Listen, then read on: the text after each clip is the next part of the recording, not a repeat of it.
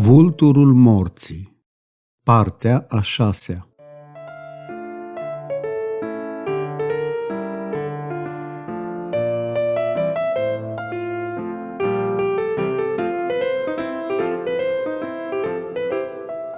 Mă gândesc și mă tot gândesc dacă femeia aceasta, care astăzi ne primește cu atâta dragoste în casa sa, nu ne va trăda într-o bună zi.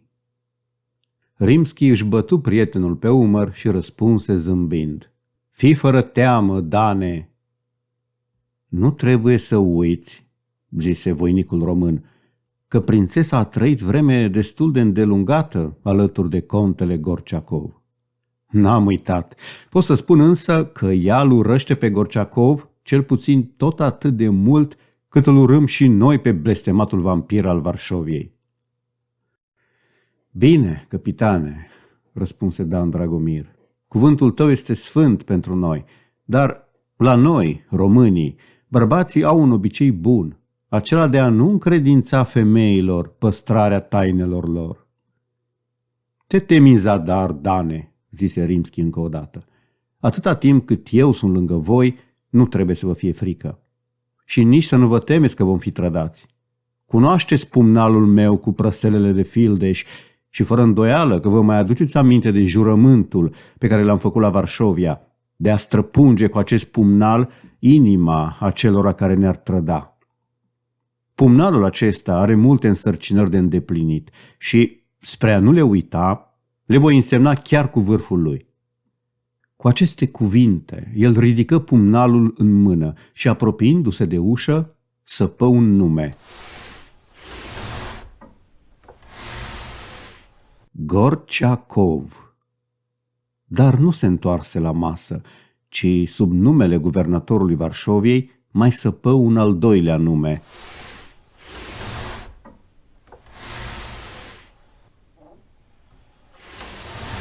Literele se formau una după alta sub vârful ascuțit al pumnalului și, peste câteva minute, când se dădu la o parte din dreptul ușii, tovarășii săi citiră: Gersot. "Moarte lor! Moarte lor!" strigară voinicii ca un singur om. Ochii lui Rimski străluceau, hrăniți de un foc sălbatic, și, arătând cu vârful pumnalului înspre ușă, zise: "Bine ați spus, prieteni, moarte lor! Acești doi oameni mai trăiesc, dar nu vor mai trăi vreme îndelungată. Mâna mea răzbunătoare va cădea pe capul lor foarte curând. Și soarta aceasta îi așteaptă pe toți aceia care vor îndrăzni să se împotrivească voinței noastre." O scurtă tăcere urmă acestor cuvinte ale vulturului morții. Dan Dragomir fu acela care rupse liniștea. Dar dacă s-ar dovedi că Fedora Feodorovna nu ne este prietenă credincioasă, așa după cum se arată astăzi? Rimski se uită lung la voinicul român, apoi răspunse încet, dar apăsat: "Atunci și numele ei va fi scris pe acest răboj."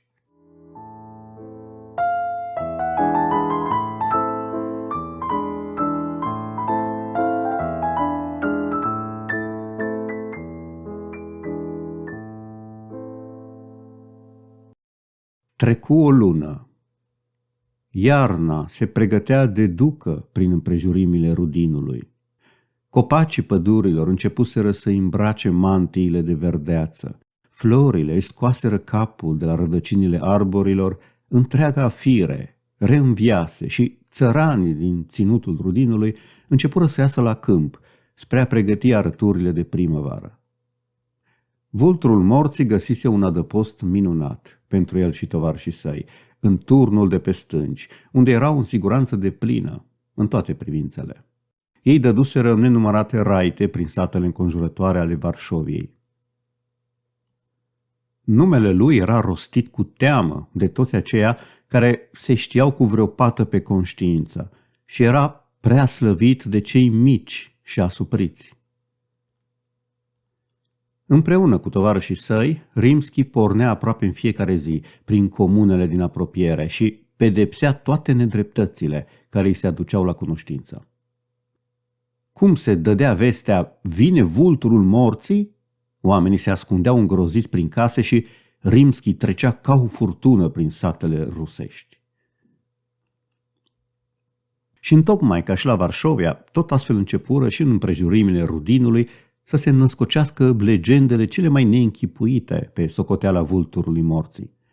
Unii vorbeau despre cruzimea isprăvilor sale și dădeau ca pildă pățania cămătarului Bekov, peste capul căruia Rimski aprinsese casa. Este adevărat că Bekov scăpase de moarte, mulțumită unui om de încredere al său, Andrei Akolov, dar nenumărate hârtii care dovedeau datoriile nenorociților săteni fură mistuite de flăcări, așa că Bekov nu mai putea acum să scoată la mezat colibele și cele câteva mobile sărăcăcioase ale mujicilor. Firește că în urma acestei fapte, țăranii ridicau în slava cerului numele vulturului morții, care scăpase din ghearele cămătarului. Bekov făcu jalbă atât la guvernatorul din Varșovia, cât și la șeful circumscripției Rudinului, plângându-se împotriva isprăvilor vulturului morții. Dar și alte lucruri se povesteau despre vulturul morții. O bătrână și săracă femeie spunea că, într-o noapte, cineva îi bătu la fereastră și când o deschise, văzu înaintea sa un bărbat învăluit într-o mantie neagră. Ea recunoscuse îndată pe vulturul morții. Spaima-i fu atât de mare încât își pierdu cunoștința, iar când își reveni în fire, vizitatorul nocturn dispăruse. Voind să închidă fereastra, zări o pungă plină cu galbeni, așezată pe pervazul ferestrei.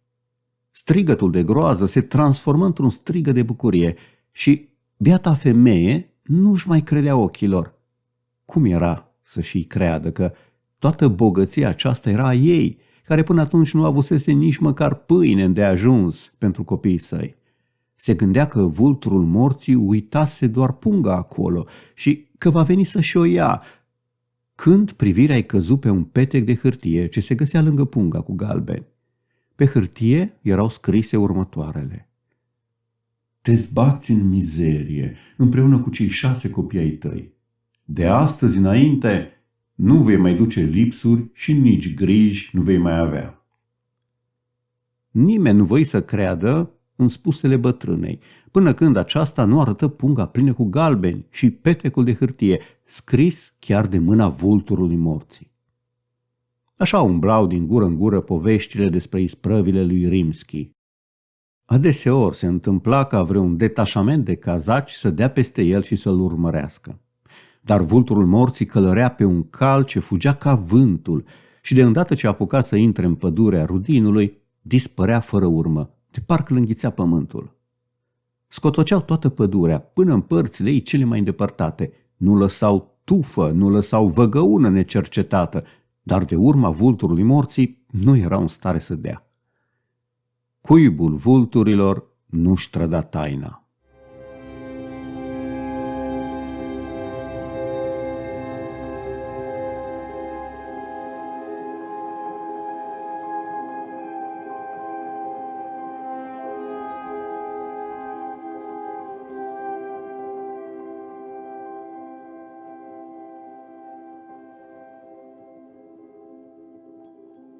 Într-o frumoasă dimineață de primăvară, Stanisław Rimski călărea pe șoseaua națională.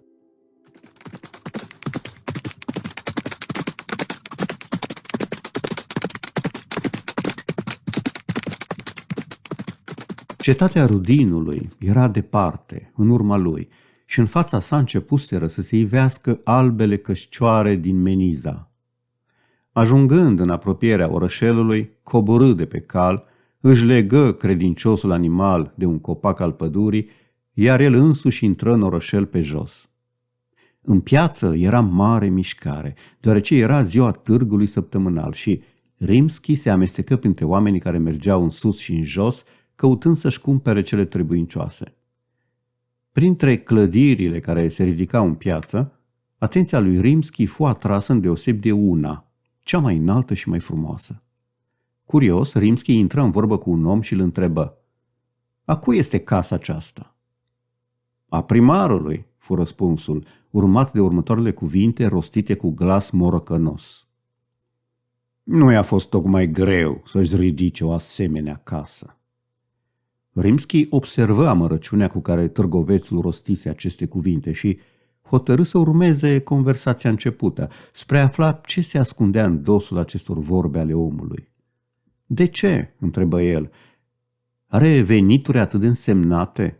Niciodată nu mi-aș fi închipuit că Moniza face parte din orășelele bogate ale Rusiei. Bogat.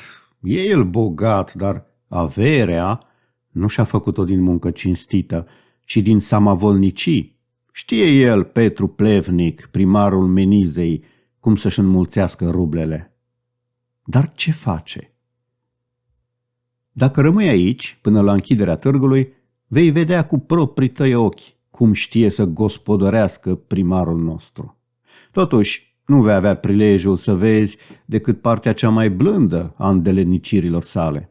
Isprava care îi face fală numelui a început atunci când a fost numit primar al Menizei. Mai înainte de toate a cumpărat cele mai bune locuri care se găseau înăuntrul hotarului orașului. Prețurile le hotăra el și nimeni nu se putea împotrivi. Pe aceia care totuși îndrăzneau să ridice vreo jalbă, nu se liniștea până când nu i-a alungat din oraș.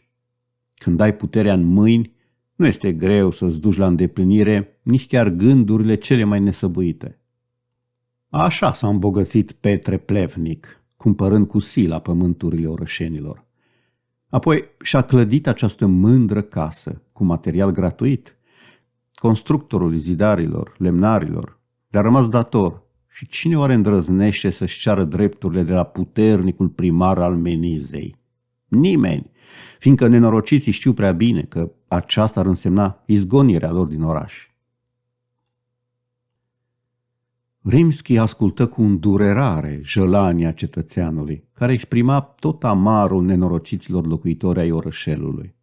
Și după ce a auzit toate acestea, ajunse la convingerea că nu și-a pierdut timpul în zadar vizitând Meniza, deoarece își îmbogăți cunoștințele cu noi și interesante descoperiri. Dar aceste descoperiri însemnau o nouă sarcină pentru el. Înainte de toate, voia să facă cunoștință cu temutul primar al orașului și pentru aceasta prilejul îi se oferi mai curând decât ar fi putut nădăjdui. Bălciul săptămânal era pe sfârșite, când, deodată, mulțimea se dădu la o parte speriată. Pe drumul astfel deschis se ivi un bărbat burtos, urmat de doi voinici, îmbrăcați în uniforma servitorilor primăriei. Rimski auzi mulțimea șoptind: primarul! Petru Plevnic! Atunci Rimski se dădu mai aproape și se uită bine la stăpânul atât de temut al orașului.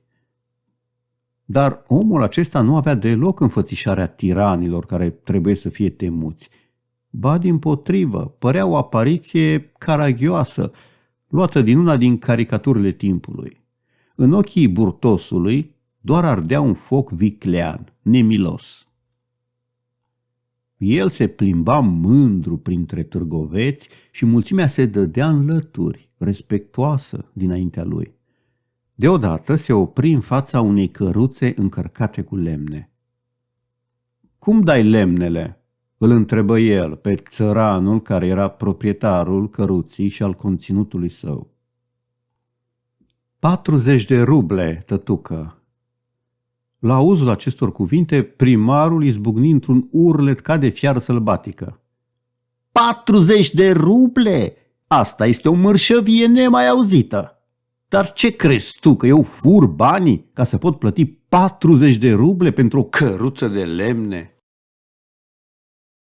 Tătucă, zise țăranul umilit, 45 de ruble este prețul, dar pentru dumneata am lăsat mai ieftin. Auzi acolo, 45 încă, urlă mai departe Petru Plevnic, aruncând fulgere din ochi. Mi se pare mie că tu nu ești în toate mințile. Crede-mă, tătucă, se rugă țăranul, niciunde nu se vând mai ieftin. Vă învăț eu să le dați mai ieftin câinilor, strigă primarul furios. Credeți voi că multă vreme vă mai bateți joc de biata populație a orașelor, vânzându-le marfa voastră blestemată pe prețuri atât de mari?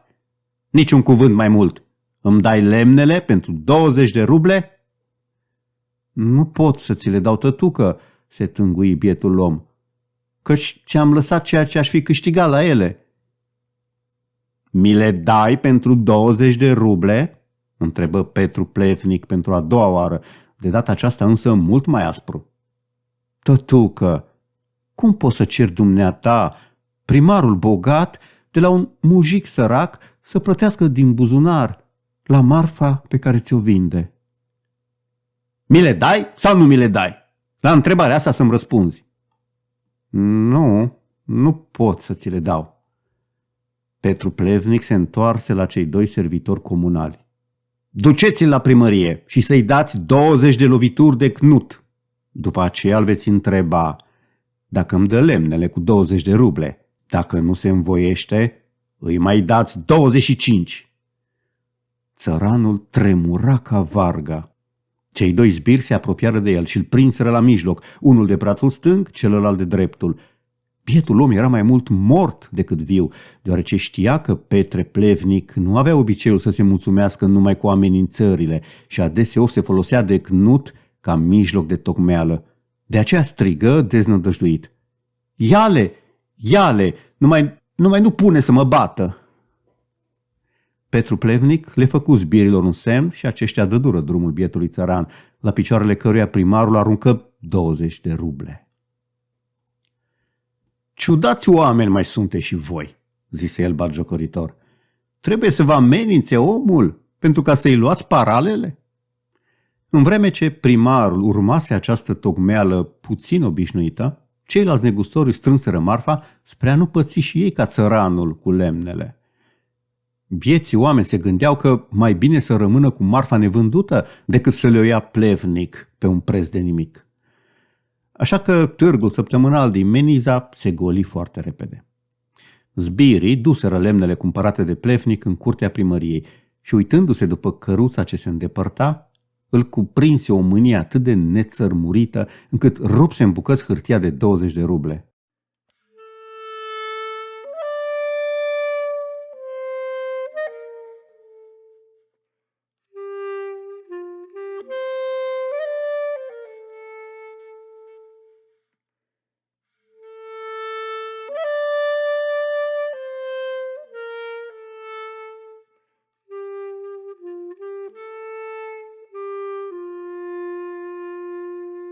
Vulturul morții văzuse cele petrecute și sufletul lui fierbea împotriva neomenosului primar, care nu se sfiise să se folosească de puterea ce îi fusese încredințată de autorități spre a prăda de fructul muncii sale de săptămâni întregi pe un nenorocit de țăran, care nu-și putea căuta dreptul decât tot numai la acela care îl jefuise. Pentru țăran însă, Rimski simți o adevărată milă și hotărâ să-i vină în ajutor. Deoarece, în vreme ce săteanul stătea cu capul în mâini, în mijlocul pieții, vulturul morții se apropie de el și îi vârâ în mână o hârtie de 50 de ruble. Ține banii pe care îi merită marfa ta.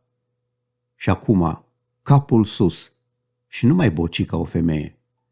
Țăranul rămase uimit și se uită nedumerit la necunoscutul acesta care îi plătise lemnele cu un preț atât de bun, fără să se folosească de ele măcar, deoarece le luase primarul.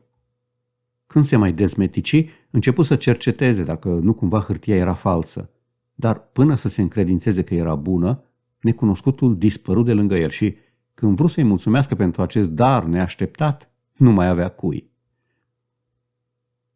În timpul acesta, Rimski hotărâ să se răfoiască cu nemilosul asupritor al populației din Meniza și, ajungând acasă, cel dintâi gând al său fu să ia pumnalul cu prăselele de fildeș și să sape un nou nume pe ușa osândiților: Plevnic.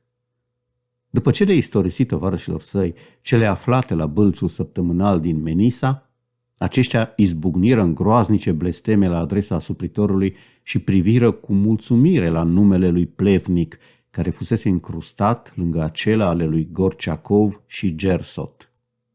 Apoi se întoarseră curioși spre Rimski. Și acum Ce ai de gând să faci, căpitane?" Planul nu este destul de bine rumegat.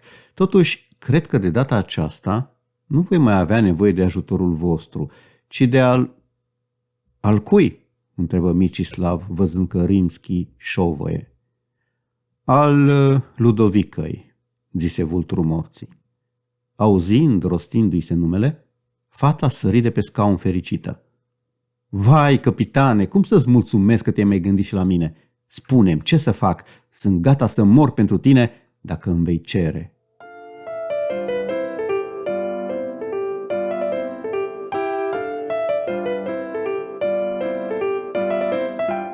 Capitolul 13.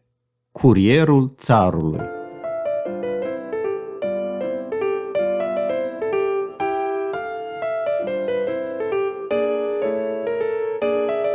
După ce trecură câteva zile, Rimski porni din nou spre Maniza.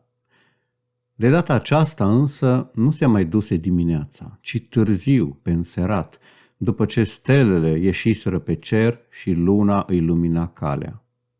Rimski își lăsă calul să meargă la pas și când ajunse în Maniza, ferestrele caselor se întreceau în întunecime cu bezna nopții. Calul și-l legase și de data aceasta la marginea pădurii și intră în oraș pe jos, călcând ușor, ca și când s-ar fi temut ca zgomotul pașilor săi să nu trezească locuitorii din somn. În fața unei case se opri. Nu-i fu greu să nimerească aici, fiindcă era casa cea mai mare, cea mai frumoasă din oraș. Era casa primarului. La una din ferestrele de la etaj mai era lumină. Am venit prea devreme, murmură vulturul morții, și porni mai departe să se plimbe prin străzile pustii ale orășelului. Înapoiindu-se mai târziu, în fața casei primarului, văzu că lumina se stinse și în dosul ultimei ferestre. Rimski se apropie de casă, se rezemă de un pom și așteptă liniștit. Deodată poarta se deschise aproape fără zgomot și o făptură învăluită într-o mantie neagră se furișă până lângă vulturul morții. Tu ești, Ludovica?" întrebă Rimski în șoaptă, mângâind capul fetei. Eu sunt, căpitane," răspunse fata tot în șoaptă. Ți-ai îndeplinit însărcinarea foarte bine, sunt mulțumit de tine." Cuvintele acestea o umplură de bucurie pe fată. Știi prea bine, căpitane," zise ea, că aceia care au umblat la școala ta se pricep să iasă din orice încurcătură. Bine, atunci povestește-mi, ce s-a întâmplat cu tine după ce te-ai despărțit de noi?" Am făcut totul așa după cum mi-ai poruncit tu. De îndată ce ai izbutit să o amăgești pe menajera primarului, m-am prezentat la Petru Plevnic și am spus că aș dori să capăt o slujbă în casa lui. Primarul s-a arătat foarte drăguț cu mine, mai drăguț decât m-aș fi putut aștepta. Pe semne că i-ai plăcut, fiindcă Petru Plevnic nu prea are obiceiul să fie drăguț cu lumea. Și eu cred că lucrurile stau astfel, întări fata, mai ales judecând după cele ce au urmat. Spune mai departe. Primarul mi-a spus îndată că fosta lui menajeră a fost agreată de un domn care i-a oferit 100 de ruble pe lună dacă vrea să meargă la castelul lui din Grodus. Menajera a primit propunerea, mai ales că străinul îi dăduse și 100 de ruble ca să aibă pentru cheltuielile de călătorie și părăsi casa primarului. Petru Plevnic era încântat că am venit la timp, căci dacă nu-i pleca menajera, ar fi fost cam greu să-mi dea vreo slujbă în casa lui. N-a bănuit nimic? Cum putea să bănuiască ceva? I-am arătat certificatele pe care le-ai plăzmuit tu, iscălind numele unor boieri ruși, și primarul era încântat că va avea o menajeră care a servit în case așa de mari. Rimski dădu din cap mulțumit. Primarul, urmă Ludovica, mă puse să-mi despachetez lucrurile și îmi văzui de treabă prin casă. El se arătă foarte mulțumit cu mâncarea pe care i-am pregătit-o pentru prima oară și, drept răsplată, mă ciupi de obraz. Și tu? Firește că am răbdat eu ce am răbdat, dar când a vrut să mă sărute cu buzele lui cărnoase, l-am cam repezit. Asta nu prea i-a plăcut lui Petru Plevnic și mi-a explicat pe un ton de imputare că o menajeră trebuie să fie mândră când stăpânul se interesează de ea. Rimski început să râdă. Și eu am râs de explicația burtosului primar. Atunci m-a așezat la masă cu el. M-a întrebat unde m-am născut, ce au fost părinții mei, ba chiar și dacă am avut vreun ibovnic. Firește că l-am liniștit, spunându-i că n-am pe nimeni pe lume și că singurul meu scop este să lucrez câțiva ani spre a mă aduna ceva zestre, ca apoi să mă pot mărita cu un om de treabă. Primarul găsi că mă gândesc sănătos și îmi spuse că la el în casă voi putea rămâne cât vreau, iar când îmi voi fi găsit un om care să-mi placă, îmi făgădui să mă ajute și el cu câte ceva de ale casei. Am lăsat totul așa după cum spunea el și am început să-mi dau osteneala de a face totul după voia lui. Firește, cât se putea, de a-i găti mâncările care știam că îi plac. Într-un cuvânt, de a-l face să se simtă cât mai bine sub gospodăria mea. M-am lăsat chiar și să mă sărute, cu toate că numai Dumnezeu știe ce scârbă mi-era. Seara însă încuiam bine ușa camerei mele. Măsura aceasta de prevedere se dovedea nu fi luată în zadar, căci la cel dintâi prilej îl auzi pe bătrân apropiindu-se de ușa odăii mele, ba chiar și bătunia, spre a mă întreba dacă îmi place odaia și dacă patul este bun. I-am răspuns că mă simt foarte bine și că m-a trezit din somnul cel mai bun. Atunci nu îndrăzni să mai insiste și îi auzi pașii târșăiți cu care se înapoie în odaie. A doua zi însă întrebă de ce încui ușa camerei mele, că doar n-am de ce să mă tem. Cum să n-am de ce să mă tem, mi-am răspuns eu, când vulturul morții dă târcoale prin împrejurim. Petru Plevnic mă liniști, spunându-mi că vulturul morții nu îndrăznește să intre în meniza care se găsește sub scutul lui, iar dacă totuși ar îndrăzni să se arate pe aici, atunci ar ști el să-i vină de hac. Am început să zâmbesc, căci mă gândeam că oare peste câteva zile tot atât de vitejește va mai vorbi burtosul primar al menizei? Bravo, Ludovica, zise Rimski dând din cap cu mulțumire. Ai aranjat totul mult mai bine decât aș fi îndrăznit să nădăjduiesc. Sunt peste măsură de fericită, capitane, răspunse fata cu glasul tremurător de bucurie.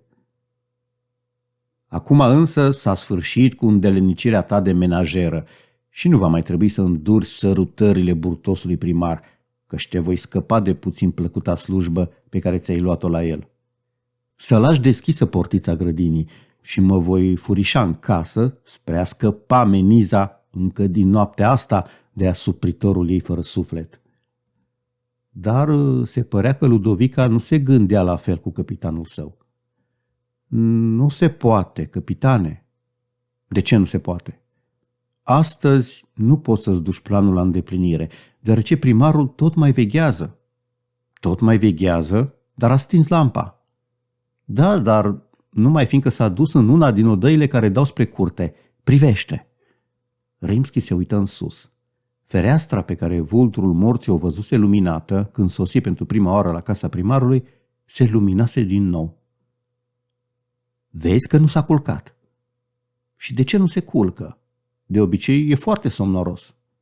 Așa este, dar astăzi trebuie să fie treaz până mai târziu.